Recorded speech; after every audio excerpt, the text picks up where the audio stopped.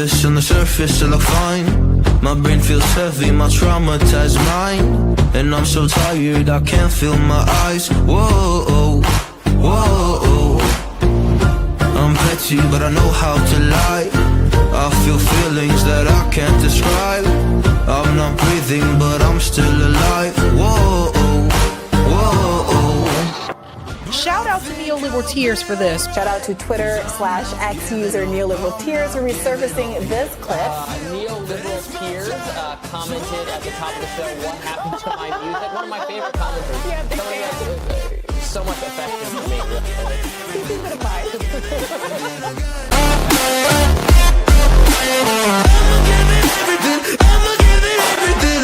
Prepare for a holiday season of Neoliberal Tears.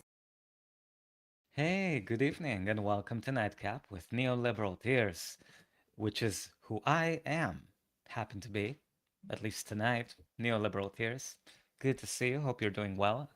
I apologize for the slight delay. I had an emergency, and that emergency was a thunderstorm that scared one of my cats, Moo. He doesn't like thunderstorms. He really he gets really anxious, so I try to be there for him for emotional support. He hides under the bed, so but I wanted him to know that at least I was nearby protecting him, as any father should. I see here in the chat we have the right and left trousers. Hello, good to see you. Good to see you. Yeah, he's okay, but we have to be there for our kitty cats. They don't, and animals in general, when there's a thunderstorm, dogs too, they hate the sound of thunder. They don't know why it's happening, when it's gonna pass. So Moo takes priority. I hope you'll forgive me for being a little late. But I've been thinking a lot about de-radicalization, especially in the context of Zionism, when we finally have one equal state, Palestine, from the river to the sea. It's going to take a lot of effort by people who are much smarter than me to help educate and de-radicalize specifically the Jewish Israeli population, the Zionist population. And I was thinking of how it must have been to experience the genocide in Bosnia or Rwanda or in Myanmar, and to try to mend those bridges and re-educate an entire population or entire populations to see the light, to see that we're all human, we all bleed, and how they even get there when it can seem like such a massive undertaking and maybe even impossible. And it reminded me of a story of a woman who grew up in the Westboro Baptist Church. Her name is Megan Phelps Roper. And she used to be in the Westboro Baptist Church. It's one of those crazy denominations of Christianity that I think they go into, like, I'm not entirely sure about, I hope I get this right, but their philosophy is basically that the world is going to end and you have to save people from sin, and the way to do that is by showing up at funerals, for example, for soldiers or gay people, and sort of hold up signs that say, "You deserve this," or "You'll burn in hell," whatever. Like they have a really aggressive, in your face sort of approach. They're very radical, not in a good way. And she joined Twitter to sort of preach the gospel of her radical, evil church. And through the process of engaging with people on Twitter, or at least in the version of Twitter that was from 10 years ago, a lot less bots, through the process of tweeting and trying to sort of persuade people to come to her side of the Westboro Baptist Church, she actually found herself over time finding more and more empathy for the people she was supposedly condemning to eternal damnation, until she eventually broke contact with her family, left the church, and shared her experience of being de-radicalized by Twitter. So if you haven't heard her story, this is a TED Talk that she gave back when TED Talks were a thing. And it's kind of short. So I hope it helps us navigate how to maybe de-radicalize people in our own lives, or how to connect to that human experience of unlearning certain things that we were taught and share it with others. So let's let Megan take it away, Megan. I was a blue-eyed, chubby-cheeked 5-year-old when I joined my family on the picket line for the first time. My mom made me leave my dolls in the minivan. I'd stand on a street corner in the heavy Kansas humidity, surrounded by a few dozen relatives, with my tiny fists clutching a sign that I couldn't read yet. Gays are worthy of death. This was the beginning. Our protest soon became a daily occurrence and an international phenomenon. And as a member of Westboro Baptist Church, I became a fixture on picket lines across the country. The end of my anti-gay picketing career and life as I knew it came 20 years later, triggered in part by strangers on Twitter who showed me the power of engaging the other. In my home, life was framed as an epic spiritual battle between good and evil. The good was my church and its members, and the evil was everyone else. My church's antics were such that we were constantly at odds with the world, and that reinforced our otherness on a daily basis. Make a difference between the unclean and the clean, the verse says. And so we did. From baseball games to military funerals, we trekked across the country with neon protest signs in hand to tell others exactly how unclean they were and exactly why they were headed for damnation. This was the focus of our whole lives. This was the only way for me to do good in a world that sits in Satan's lap. And like the rest of my 10 siblings, I believed what I was taught with all my heart, and I pursued Westboro's agenda with a special sort of zeal. In 2009, that zeal brought me to Twitter. Initially, the people I encountered on the platform were just as hostile as I expected. They were the digital version of the screaming hordes I'd been seeing at protests since I was a kid. But in the midst of that digital brawl, a strange pattern developed. Someone would arrive at my profile with the usual rage and scorn. I would respond with a custom mix of Bible verses, pop culture references, and smiley faces. They would be understandably confused and caught off guard, but then a conversation would ensue. And it was civil, full of genuine curiosity on both sides. How had the other come to such outrageous conclusions about the world? Sometimes the conversation even bled into real life. People I'd sparred with on Twitter would come out to the picket line to see me when I protested in their city. A man named David was one such person. He ran a blog called Julicious, and after several months of heated but friendly arguments online, he came out to see me at a picket in New Orleans. He brought me a Middle Eastern dessert from Jerusalem, where he lives, and I brought him kosher chocolate and held a God hates Jews sign. There was no confusion about our positions, but the line between friend and foe was becoming blurred.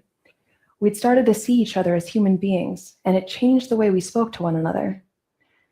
It took time, but eventually these conversations planted seeds of doubt in me. My friends on Twitter took the time to understand Westboro's doctrines, and in doing so, they were able to find inconsistencies I'd missed my entire life. Why did we advocate the death penalty for gays when Jesus said, "Let he who is without sin cast the first stone"? How could we claim to love our neighbor while at the same time praying for God to destroy them?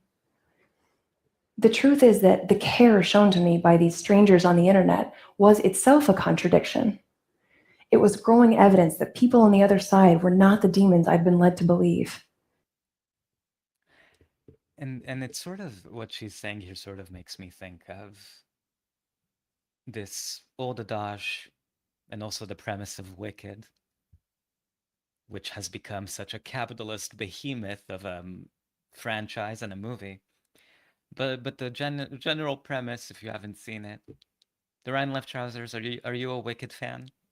It's basically that evil isn't born, it's made. And I think part of apartheid that makes it so that makes that I think made, or at least makes, the Zionist population so hateful is that separation is integral to that process of convincing people that they need to kill the other. They have to separate, the Zionists from the non-Zionist population, or the population under siege and genocide. Because you don't want those conversations to start propping up. That's why they segregated the Boer population in apartheid South Africa from the rest of the country. They didn't want them to talk, or at least not for long. They didn't want them to unite. They didn't want them to get to know each other, because when you don't know each other, it's a lot easier to hate. It's also why I think, to analogize this to my experience, at least as a queer person, gay person, they, us in my community, a lot of people would stay in the closet because they didn't want to deal with the repercussions of telling their loved ones that they existed. But by coming out and showing themselves to their families, to their neighbors, to their friends, they were able to talk to them from that perspective of being the other and saying, hey, you might think you hate gay people, but did you know you have a gay brother, sister, a son, daughter? From the Right and Left Trousers here, answering my rapid fire question. Thank you. I haven't seen the musical, but I've seen the films. Oh, cool. I wasn't too big on the second, but I enjoyed the first. Totally with you. 100%. 1000%. I'm sure if you because actually in the musical, so there's 2 acts, and the second act in the musical is actually my favorite, but not in the movies. I agree with you. The second movie was not as good as the first, for sure. I'm trying to think of some of the differences. Like, basically, the second act, what the second movie should have been, is a lot darker than it ended up being. I don't know why. There's a lot more of like the betrayal between the 2 friends, Glinda and Elphaba. There's a lot more of like painful drama between their friendship, sort of their friendship, like they have like a friendship breakup in the musical that's very painful. But yeah, just this idea of like getting to know the other and having a conversation with the other is one of the ways people get de-radicalized. And Twitter, at least many years ago, was able to play that function for someone like Megan, who was essentially in a cult. And I think about people in cults too, like what it takes for them to de-radicalize, or to a lesser extent, like the Amish community, for them to leave their faith, or at least explore other options, they have to first have contact with others. And apartheid makes it so difficult. It's why racists love segregation. They need segregation to keep the hate flowing. These realizations were life-altering. Once I saw that we were not the ultimate arbiters of divine truth, but flawed human beings, I couldn't pretend otherwise. I couldn't justify our actions, especially our cruel practice of protesting funerals and celebrating human tragedy. These shifts in my perspective contributed to a larger erosion of trust in my church, and eventually it made it impossible for me to stay. In spite of overwhelming grief and terror, I left Westboro in 2012. In those days just after I left, the instinct to hide was almost paralyzing. I wanted to hide from the judgment of my family, who I knew would never speak to me again, people whose thoughts and opinions had meant everything to me. And I wanted to hide from the world I'd rejected for so long, people who had no reason at all to give me a second chance after a lifetime of antagonism. And yet, unbelievably, they did. The world had access to my past because it was all over the internet, thousands of tweets and hundreds of interviews, everything from local TV news to the Howard Stern show. But so many embraced me with open arms anyway. I wrote an apology for the harm I'd caused, but I also knew that an apology could never undo any of it. All I could do was try to build a new life and find a way somehow to repair some of the damage. People had every reason to doubt my sincerity, but most of them didn't. And given my history, it was more than I could have hoped for. Forgiveness and the benefit of the doubt. It still amazes me. I spent my first year away from home, adrift with my younger sister, who had chosen to leave with me.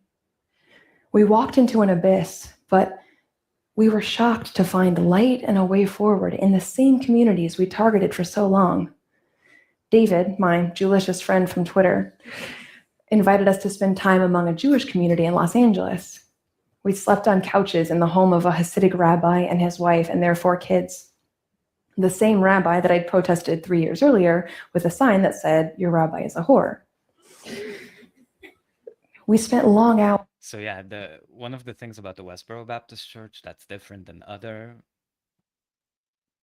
crazy Christian denominations is that they really try to provoke anger and a reaction. So they really go they try to be as offensive as possible, which is why it reminded me of Zionists when I was thinking about it.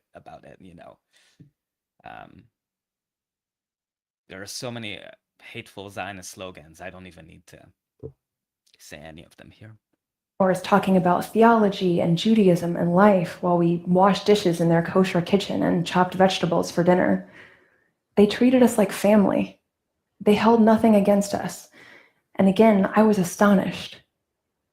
That period was full of turmoil, but one part I've returned to often is a surprising realization I had during that time, that it was a relief and a privilege to let go of the harsh judgments that instinctively ran through my mind about nearly every person I saw. I realized that now I needed to learn. I needed to listen. This has been at the front of my mind lately because I can't help but see in our public discourse so many of the same destructive impulses that ruled my former church. We celebrate tolerance and diversity more than at any other time in memory, and still we grow more and more divided. We want good things, justice, equality, freedom, dignity, prosperity, but the path we've chosen looks so much like the one I walked away from 4 years ago. We've broken the world into us and them, only emerging from our bunkers long enough to lob rhetorical grenades at the other camp. We write off half the country as out-of-touch liberal elites or racist, misogynist bullies. No nuance, no complexity, no humanity. Even when someone... Sorry, I have to make a joke here that sometimes the out-of-touch liberal elites are also racist and misogynist. So sometimes you get both in one. 2 for 1. I have to lighten the mood a little, just a little. One does call for empathy and understanding for the other side, the conversation nearly always devolves into a debate about who deserves more empathy. And just as I learned to do, we routinely refuse to acknowledge the flaws in our positions or the merits in our opponents. Compromise is anathema. We even target people on our own side when they dare to question the party line. This path has brought us cruel sniping, deepening polarization, and even outbreaks of violence. I remember this path. It will not take us where we want to go. What gives me hope is that we can do something about this. The good news is that it's simple, and the bad news is that it's hard. We have to talk and listen to people we disagree with. It's hard because we often can't fathom how the other side came to their positions. It's hard because righteous indignation, that sense of certainty that ours is the right side, is so seductive. It's hard because it means extending empathy and compassion to people who show us hostility and contempt. The impulse to respond in kind is so tempting, but that isn't who we want to be. We can resist, and I will always be inspired to do so by those people I encountered on Twitter, apparent enemies who became my beloved friends. And in the case of one particularly understanding and generous guy, my husband, there was nothing special about the way I responded to him. What was special was their approach. I thought about it a lot over the past few years, and I found 4 things they did differently that made real conversation possible. These 4 steps were small but powerful, and I do everything I can to employ them in difficult conversations today. The first is, don't assume bad intent. My friends on Twitter realized that even when my words were aggressive and offensive, I sincerely believed I was doing the right thing. Assuming ill motives almost instantly cuts us off from truly understanding why someone does and believes as they do. We forget that they're a human being with a lifetime of experience that shaped their mind, and we get stuck on that first wave of anger, and the conversation has a very hard time ever moving beyond it. But when we assume good or neutral intent, we give our minds a much stronger framework for dialogue. The second is ask questions. When we engage people across ideological divides, asking questions helps us map the disconnect between our differing points of view. That's important because we can't present effective arguments if we don't understand where the other side is actually coming from, and because it gives them an opportunity to point out flaws in our positions. But asking questions serves another purpose. It signals to someone that they're being heard. When my friends on Twitter stopped accusing and started asking questions, I almost automatically mirrored them. Their questions gave me room to speak, but they also gave me permission to ask them questions and to truly hear their responses. It fundamentally changed the dynamic of our conversation. The third is stay calm. This takes practice and patience, but it's powerful. At Westboro, I learned not to care how my manner of speaking affected others. I thought my rightness justified my rudeness. Harsh tones, raised voices, insults, interruptions. But that strategy is ultimately counterproductive. Dialing up the volume and the snark is natural in stressful situations, but it tends to bring the conversation to an unsatisfactory, explosive end. Ryan Grimm, as I'm sure you're watching this, are you taking notes? Volume down on the angry viciousness, try to listen a little bit. Try to listen, take it in. I mean, I think, I think what she's saying here is obviously not addressed at the victims of genocide. Of course not. She's basically trying to speak to people who are in the process of de-radicalizing themselves from whatever hateful ideology they may have been taught in childhood. And I think she has a very hopeful story that is also very rare. So I don't want to pretend in any way like, war criminals should just get like some training and that would bring just like, that's not what I'm saying. Maybe I'm just trying to find a little bit of hope in her story to think that we can apply it to other examples in our lives. Maybe if, there's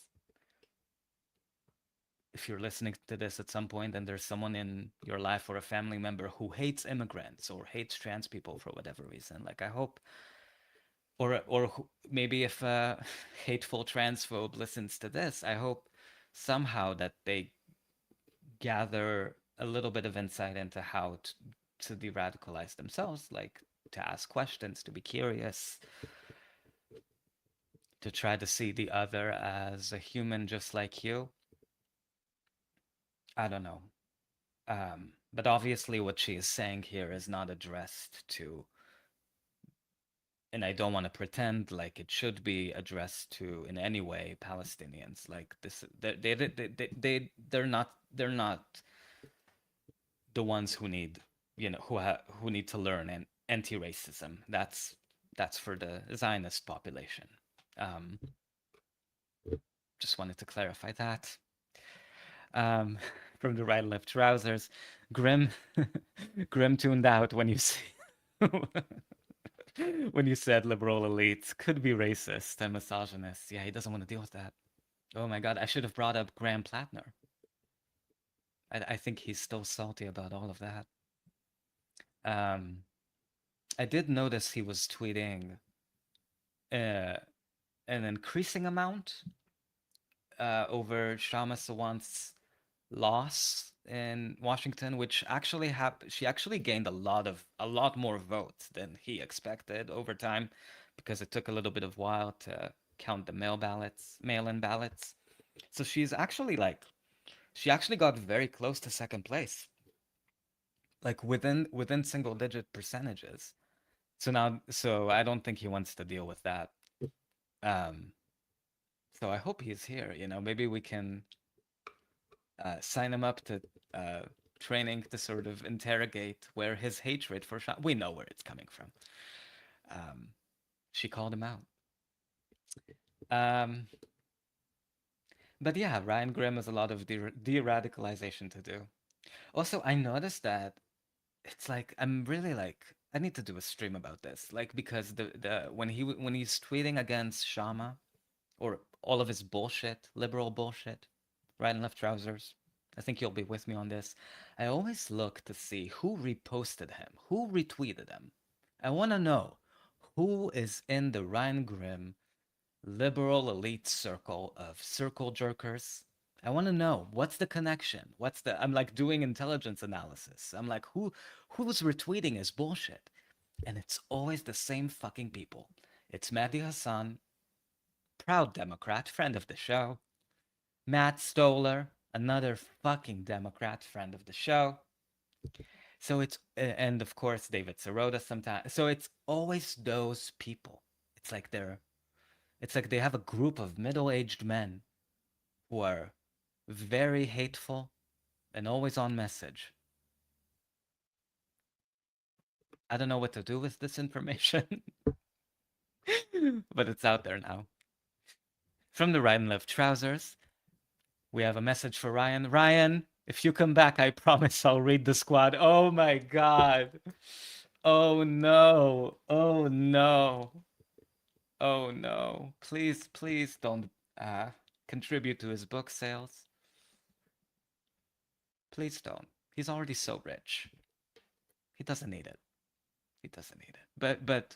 But you know what? The right and left trousers, that's why what you are doing here is de-radicalization work. You're reaching out.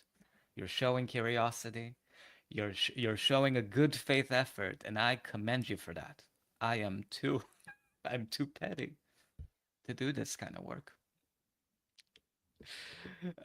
From the right and left trousers, they need to stay off Twitter and just play poker together. Oh my God, that's actually a great idea. I'm telling you, just redirect it, all of their hateful energy into a game that has no bearing on real world politics. Totally agree with you. Thank you for this. I agree with you. Poker is actually, and Ryan would love poker. It's all about lying. It's all about lying. And you have some experience with that, right, Ryan? False. It's just false, But false, no, false, it's not false. Oh, sorry. I guess he was asleep there for a little bit. Took him a little bit of time, but you made it. Thank you, Ryan. Welcome to the show. Friend of the show. Friend of the show. Ryan, we're gonna de-radicalize you, okay? You're gonna make it. You're gonna make it. I have hope. If Megan could do it. Look, she grew up with one of the most hateful ideologies. believing everybody goes to hell. Everybody. Like everybody around her. Anybody who's not from the church. It's like more hateful than Scientology, which is something. So Ryan, if there's hope for Megan, there's maybe hope for you. I'm willing to say that. I'm willing to say that. When my husband was still just an anonymous Twitter acquaintance, our discussions frequently became hard and pointed, but he always refused to escalate. Instead, he would change the subject. He would tell a joke or recommend a book or gently excuse himself from the conversation.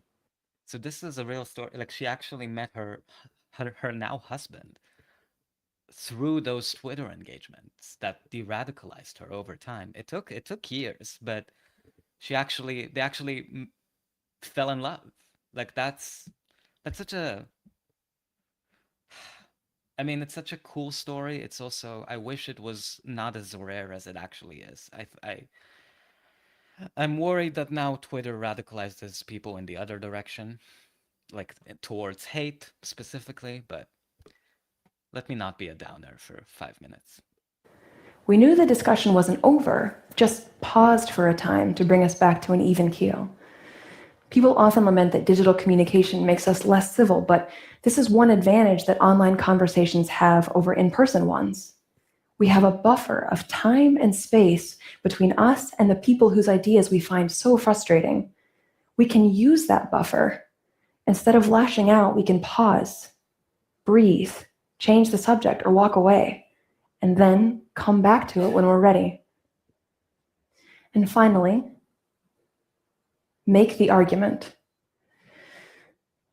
This might seem obvious, but one side effect of having strong beliefs is that we sometimes assume that the value of our position is or should be obvious and self-evident, that we shouldn't have to defend our positions because they're so clearly right and good, that if someone doesn't get it, it's their problem, that it's not my job to educate them. But if it were that simple, we would all see things the same way. As kind as my friends on Twitter were, if they hadn't actually made their arguments, it would have been so much harder for me to see the world in a different way. We are all a product of our upbringing, and our beliefs reflect our experiences. We can't expect others to spontaneously change their own minds. If we want change, we have to make the case for it. My friends on Twitter didn't abandon their beliefs or their principles, only their scorn. They channeled their infinitely justifiable offense and came to me with pointed questions tempered with kindness and humor. They approached me as a human being, and that was more transformative than 2 full decades of outrage, disdain, and violence. I know that some might not have the time or the energy or the patience for extensive engagement, but as difficult as it can be, reaching out to someone we disagree with is an option that is available to all of us. And I sincerely believe that we can do hard things, not just for them, but for us and our future. Escalating disgust and intractable conflict are not what we want for ourselves or our country or our next generation. My mom said something to me a few weeks before I left Westboro, when I was desperately hoping there was a way I could stay with my family. People I have loved with every pulse of my heart since even before I was that chubby-cheeked 5-year-old standing on a picket line holding a sign I couldn't read. She said, "You're just a human being, my dear, sweet child." She was asking me to be humble, not to question, but to trust God and my elders. But to me, she was missing the bigger picture, that we're all just human beings, that we should be guided by that most basic fact and approach one another with generosity and compassion. Each one of us contributes to the communities and the cultures and the societies that we make up. The end of this spiral of rage and blame begins with one person who refuses to indulge these destructive, seductive impulses. We just have to decide that it's going to start with us. Thank you.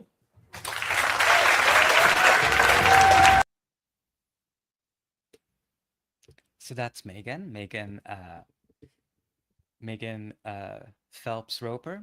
If you want to learn more about her story, she also has a book out called Unfollowed that talks about her process of de-radicalization. It's a very, very interesting story that has really made me think of how maybe we can apply this to other examples of extremism, specifically Zionism.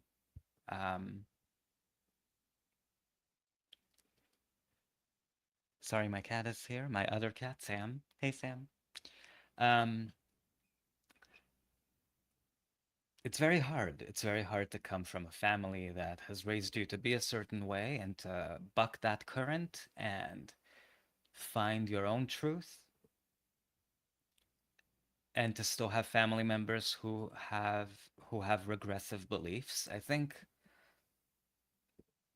maybe you don't have a Zionist in your life, but I think that that experience can be relatable to people, you know, maybe having parents that they disagree with, or uncles or aunts, brothers, sisters, Ryan Grimm, whoever.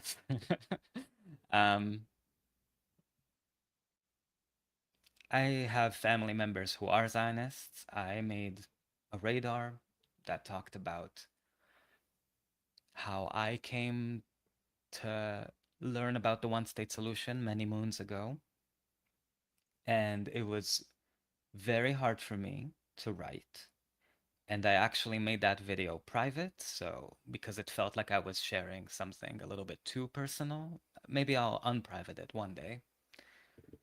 I think only like 13 people saw it, so it's, you know, I was kind of writing it more for myself than anybody else, but I have Zionist family members who I tried having conversations with. I tried explaining the one-state solution to them the way I do it here with the few of you. And I've always felt like such a failure that I wasn't able to really explain it in a way that made sense to them or that got through. Because I think the brainwashing under Zionism is so severe. And I wish there was a way I could get through to them. You know, it sounds so fucking obvious to me, you know, that supremacy is evil, inequality is evil, apartheid is evil. It's so clear cut, especially now. Now that I've had, you know, years of learning and training, and by training I mean like, you know, going to school. I wish I knew how to. I don't want to pretend. I guess I'm trying to say that I don't want to pretend like I have the answers, because I don't. And to the extent that I tried to de-radicalize people in my own life, in my own circle, I failed. And, you know, I have best friends who are family to me, and community, and cats, and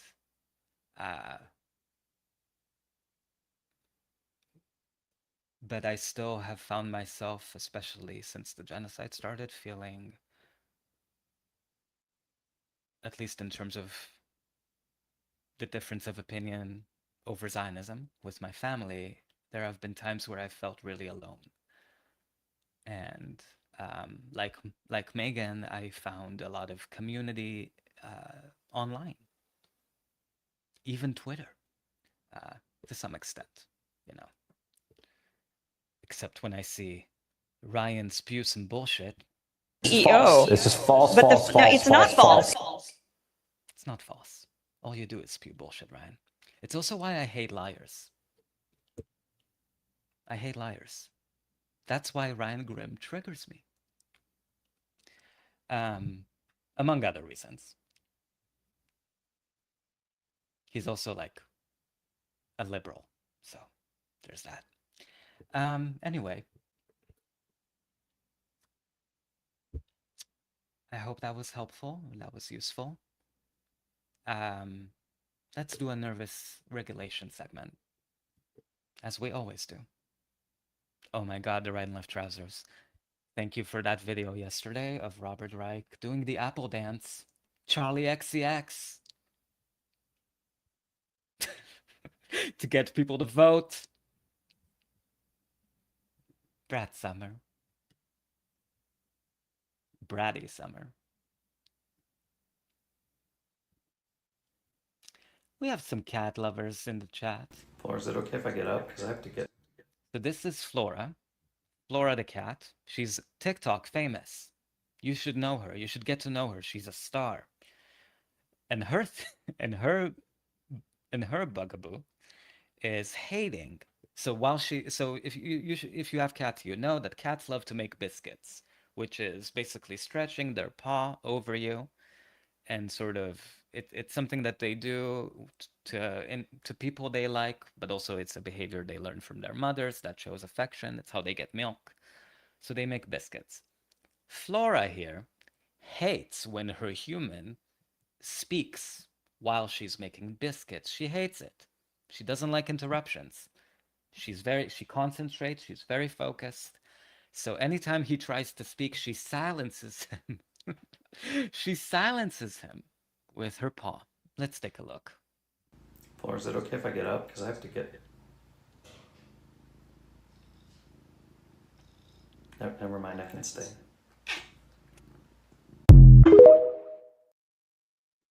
Every time. And it's not the only video we have. Oh no, we have more. We have more of Flora. Let me read here from the Right and Left Trousers. That one's evergreen. Brad Green, of course. Oh my god. It really is. I hope we get an encore.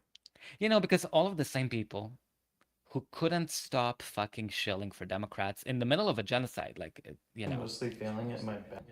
They're gonna regroup. They're all still around. Mehdi Hassan, Ryan Grimm, Robert Reich. They're all gonna dance together. They're all gonna show up in 28 and tell you, Gruesome Newsom is the nominee. You tried your best to vote during the primary. Oh shucks, didn't you? Whoever the progressive who was, I don't even know if a real progressive is gonna run. AOC didn't make it, so you have to vote for Gruesome Newsom.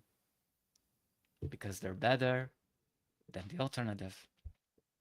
And why do you hate trans people? The lesser evil argument is really fucking broken, but they don't have any new messaging to compliment us with. So here's more of Flora. I'm actually mostly feeling it in my back, if you don't mind getting that next. When I first started posting on... So did you watch this? Hey Flora, someone was just telling me that I have a really good speaking voice. Flora, do you think we need to get a pet psychic so that I can better understand what you're trying to say to me? Shut the fuck up. Shut the fuck up, human. How dare you? How dare you interrupt Flora here?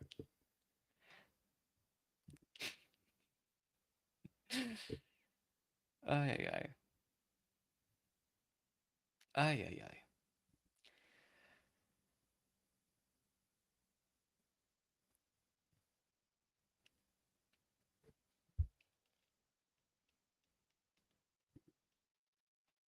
I'm trying to see if... No, it's okay. Never mind.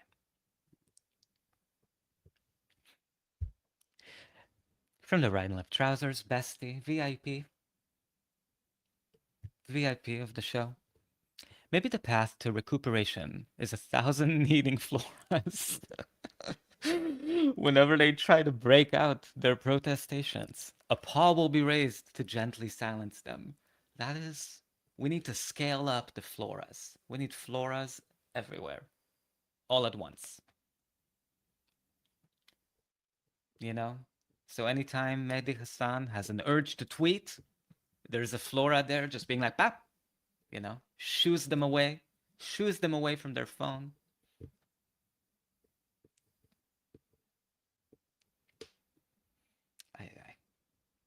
The Red and Left Trousers, is there anybody, any Democrat who you would sort of be tempted to support if they ran for presidential in 2028, or have you sort of like, are you sort of exhausted by the liberals, by the punditry, by the state of the universe, by all of it, that you kind of just feel like you don't really care either way. I feel kind of, honestly, I feel kind of jaded in the sense that I really thought and I really hoped that they would support Rashida Tlaib for president. I keep saying this because I really think she would have, oddly enough, if you're looking to heal, quote unquote, the divide between the Ryan Grimm left or the Graham Plattner left, and people like myself and like you, I think she's the one that has the credibility.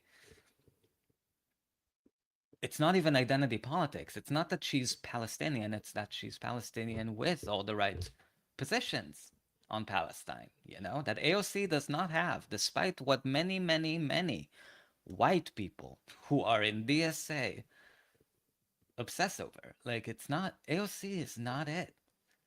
So I was hoping they would go for Rashida. I was so delusional to think that that could be a possibility. So yeah, let me know. I'm gonna find out. Oh my God. From the Ryan Left Trousers, maybe the path to. Oh, sorry. I read our plans to have floras everywhere to deal with the liberals. I've sworn them off, Democrats, until all the genociders get flushed out. I'm with you. That's where I'm at. That's exactly where I'm at.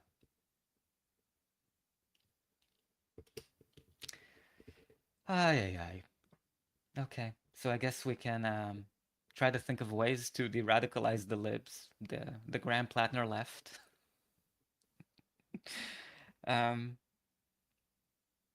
Yeah, I hope so. I hope tonight was fun to listen to, as fun as de-radicalization as a topic can be.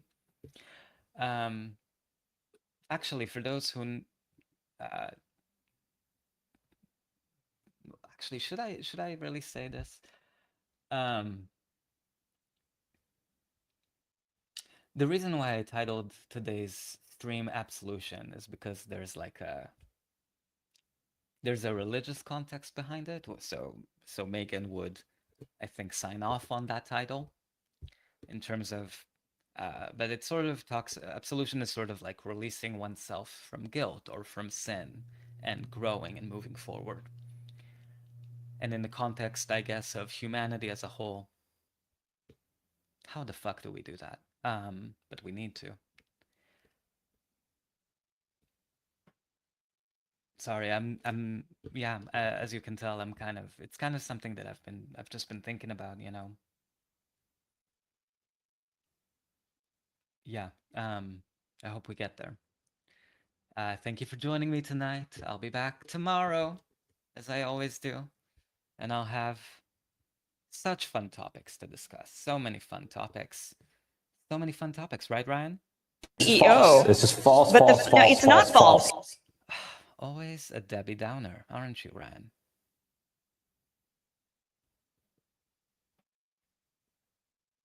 Is it really a toupee? Do you think it's a toupee? The Ryan Left Trousers? I think it's like a genetic anomaly. His hair, I mean. Because it does look exactly like, it looks more like a toupee than a toupee. I've seen wigs that were, I'm not sure. I know. Maybe that's what he likes, to keep you guessing. Maybe he has a certain hairstyle that kind of like throws you off. It makes you think, is it a toupee? I think it's a genetic disorder. The way it grows. It's all the evil, you know, like who is it from the mermaid? No, not the mermaid. The Little Mermaid, you know, there's like a monster, Medusa, and she has all of these snakes coming out of her hair. Anyway, Ryan, I'm not comparing you. Don't worry. We love you. We love you here. Thank you for coming. Thank you for being here too. Thank you to Right and Left Trousers. As always, I love your company. I love your energy. I'll see you tomorrow. And you know what I'm gonna say? You already know. Free Palestine, from the river to the sea.